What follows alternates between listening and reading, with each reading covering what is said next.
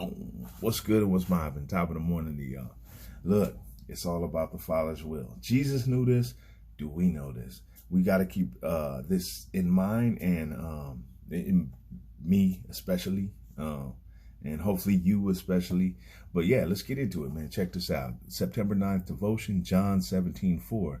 I have brought you glory on earth by finishing the work you gave me to do.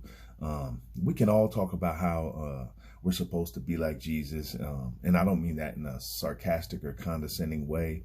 You know, it's good that we think like this. So yes, we are supposed to be like Jesus. We're supposed to be long suffering, patient, turn the other cheek, be kind, loving, sharing, giving, be down with fellowship, community, gathering, etc. You know, and that's good. But all these things, they're not designed, although we can feel good in them, it's not designed so that we can say, hey, I'm a good person, or that other people will look and say, hey, he's a good person.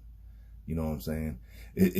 We're supposed to do all these things so that we're actively glorifying God. We're supposed to be all these things so that people can see the God in us, so people can see the power of the redemptive spirit that's been given to us. It is and always has been about God's will. And correct me if I'm wrong, and I could be. So, I'm open to teaching, but nobody laid hands on Jesus until Jesus said it was time for hands to be laid on him. He was able to do the will of God. He was able to traverse the area in which he did his ministry unscathed, and there were a lot of people that wanted him. There were a lot of enemies. He didn't roll with a huge army. He didn't roll with a battalion or something. I mean, he walked into cities where there were Roman guards, and there were armies, and there were vindictive, hateful people, and he wasn't touched. And until the time was right, then he gave himself to this vindictive world, willingly, freely, and with purpose. And he only submitted once he had finished the work that God had gave him to do.